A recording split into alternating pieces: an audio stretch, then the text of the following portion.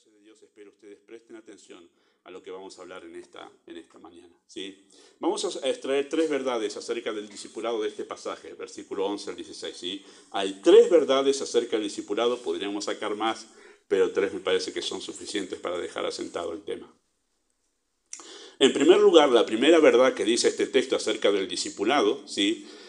Se expresa así: el discipulado ocurre, sucede en el contexto de una iglesia local, ¿sí?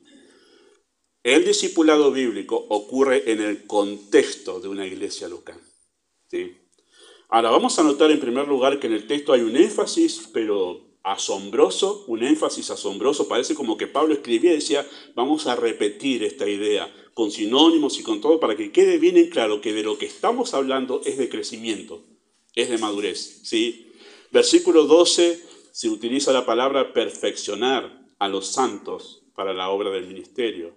Versículo 12 dice también que hay que perfeccionarlos para la edificación del cuerpo de Cristo, perfeccionar, edificar. Versículo 13 dice hasta que todos lleguemos, hay un punto al que llegar, ¿sí? Se habla de llegar hasta un punto, eso es crecimiento, eso es desarrollo, ¿sí? Llegar a la unidad de la fe. Versículo 13 habla de un varón completo, algo también que debo adquirir para poder estar completo.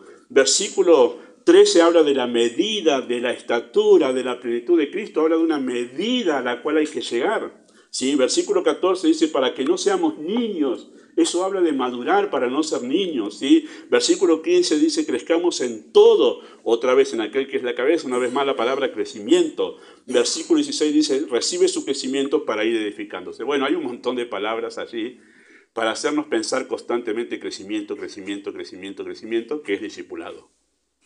De eso se trata el discipulado, ser enseñados para crecer. Queridos hermanos, cada una de estas expresiones revela la complejidad del crecimiento en Cristo. Pablo está explicando cómo sucede que un creyente crece. Y uno dice, bueno, hago un curso, me enseñan doctrina y con eso ya estoy. Después leo la Biblia, oro y con eso estoy saldado para toda la cosecha. Mire, con esto muestra que en realidad es una gran complejidad de cosas que suceden dentro de la iglesia, en el contexto de una iglesia local, que hacen que el creyente crezca. Ignorar estas verdades es la razón de que muchas iglesias no crezcan, pero no solo eso, sino de que creyentes en manera individual no crecen en su fe. Es porque ignoran lo que acá dice este texto. Y esto es verdad. No son pocas las iglesias que hemos visto enflaquecer, estar estériles en su vida espiritual, porque ignoran lo que este texto dice o lo omiten voluntariamente, ¿sí? Pero sucede todo esto que acabamos de ver, sucede justamente en un contexto de iglesia local. Se habla en este texto de ser capacitados para la obra, habla de capacitación para servir, se habla de un conocimiento doctrinal pleno, se habla de tener conocimiento doctrinal sólido, se habla de crecimiento en carácter, no ser niño. Entonces hay un crecimiento que abarca distintas áreas en la vida del creyente. Y el texto, queridos hermanos, está hablando, versículo 11 al 16, indudablemente está hablando del discipulado que sucede en la iglesia local, ¿sí? Toda la sección que estamos viendo nosotros, 11 al 16, queridos hermanos, nace en realidad en versículo 1. Esto es parte de ese contexto que nace en versículo 1, y en versículo 1 al 3 tiene la palabra clave de todo esto. Dice versículo 1 al 3, yo pues preso en el Señor os ruego que andéis como es digno de la vocación con que fuiste llamados, con toda humildad y mansedumbre, soportándoos con paciencia los unos a los otros. Y aquí viene el verbo principal, que es el eje que sostiene todo este tramo de versículos de 1 hasta el 16. ¿Cuál es el eje? ¿En base a qué se apoya todo lo que dice? Solícitos en guardar la unidad del Espíritu. Ese es el verbo principal de toda esta sección. Sí, y por eso hacemos un acento, solícitos en guardar la unidad del Espíritu. Bueno, esa unidad del Espíritu que dice Pablo allí que debemos guardar, es la unión que produjo el Espíritu Santo en el momento de la salvación, ¿sí? ¿Qué hizo en el momento que una persona es salva? Bueno, una persona es salvada y el Espíritu en ese momento, ¿qué es? Que lo está salvando, lo está uniendo al cuerpo de Cristo, al cuerpo espiritual de Cristo, de la totalidad de los creyentes. Y a la misma vez lo está uniendo a Cristo, porque si lo está uniendo al cuerpo de Cristo, lo está uniendo a Cristo. Esa es la unidad del Espíritu. Lo que se produce en el momento de la salvación, soy unido de manera inmediata al cuerpo de Cristo. Eso es por siempre, por toda la eternidad voy a estar unido al cuerpo de Cristo. y a Cristo mismo. ¿Sí? Ahí se sucede eso. Eso se llama, en 1 Corintios capítulo 12, el bautismo del Espíritu. Ese es el bautismo del Espíritu. Lo que hizo Ignacia hoy fue representar eso que le pasó en el momento que fue salvada.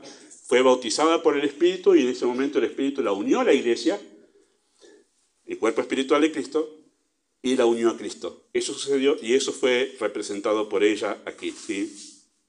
Así que lo que se nos manda a nosotros no es a crear la unidad, no se nos manda a crear unidad en la iglesia, se nos manda a guardarla. Porque la unidad, ¿quién la creó? El Espíritu. Él la creó a la unidad. Nosotros debemos guardarla. La unidad ya está creada en la iglesia, creyente con Cristo. Nosotros debemos guardarla, esa unidad, ¿sí? Porque la unidad espiritual en el cuerpo de Cristo la guarda justamente el Espíritu de Dios y no puede romperse nunca. A alguien que el Espíritu de Dios bautizó y sumergió en el cuerpo de Cristo, va a permanecer en el cuerpo de Cristo por siempre. Por siempre. Es su nueva identidad como creyente, ¿sí? Pero la unidad con la iglesia local, ¿sí? Esa unidad que yo debo tener con esta iglesia local de Lavallol, ¿sí? Ustedes creyentes con esta iglesia local, esa la guardo yo. Por eso el imperativo me dice guardar la unidad. Pero si el Espíritu la guarda. Bueno, pero a mí se me está mandando a guardar la unidad con esta iglesia local. Con el cuerpo espiritual de Cristo yo estoy unido por el Espíritu de Dios. ¿Cuál es mi responsabilidad? Porque si nosotros decimos que deberíamos guardar la unidad que creó el Espíritu, en el sentido espiritual, con el cuerpo de Cristo, estamos diciendo que deberíamos cuidar ¿qué cosa? La salvación. Y guardar la salvación no depende de nosotros, de que no la perdamos. No, porque la guarda el Espíritu. Está por siempre. ¿Y qué se me está pidiendo que guarde? Mi relación con la iglesia local aquí. Y dice que debo ser solícito en eso, ¿sí? ¿Sí? La unidad con la iglesia local es mi responsabilidad. Debo ser solícito. Ese término solícito indica diligencia, premura, esfuerzo, gran deseo, todo lo contrario a ser perezoso. Por mantenerme vinculado con la iglesia local. Debo ser solícito en eso. ¿Sí? Ese es el mandato de Pablo aquí que ruega por esto, ¿verdad? ¿Y por qué hay un tono de urgencia, es decir, solícito en guardar la relación con la iglesia local? ¿Por qué hay una urgencia en eso? Bueno, porque crecer, queridos hermanos, en la fe es importante. Es triste que haya creyentes que no les importe crecer. Cuando no hay ese interés de crecer en la vida espiritual, es cuando uno ya empieza a decir, guarda con estas señales porque puede ser que en realidad no conozca a Cristo. Porque es raro que un creyente no quiera alimentarse. ¿Cómo no quiere estar escuchando la enseñanza? ¿Cómo que no quiere nutrirse? ¿Será que no hay vida ahí, que no quiere recibir alimento espiritual? Bueno, crecer en la fe es importante, por eso hay una urgencia allí de ser solícitos en guardar la relación con la iglesia.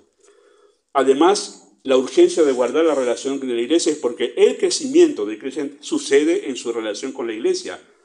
Y vamos a acentuar esto ahora, lo voy a acentuar con los argumentos que tengo después. No sucede fuera del contexto de la iglesia, hermanos. Usted no va a crecer, y yo lo digo de manera categórica, no va a crecer usted en su vida espiritual si usted no es solícito en guardar una relación sana con la iglesia local. No va a crecer.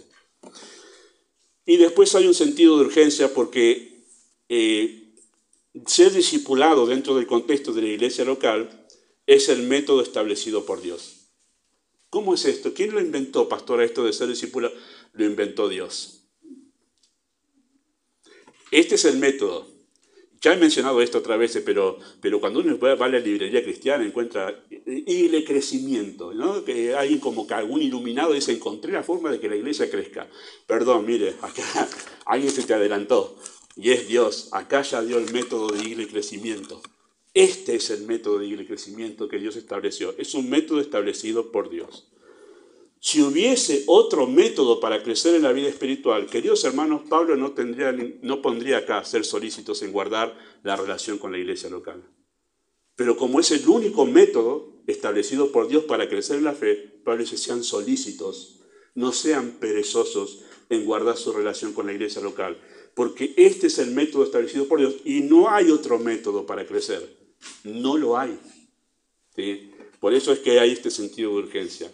Así que el creyente crece individualmente en su vida espiritual, pero en unidad con la iglesia local. ¿Sí? Queridos hermanos, la iglesia local es esencial y no se puede prescindir de ella si queremos crecer sanos en la fe. No se puede prescindir de la iglesia si queremos crecer sanos en la fe. Esta es la primera verdad que decimos acerca del discipulado.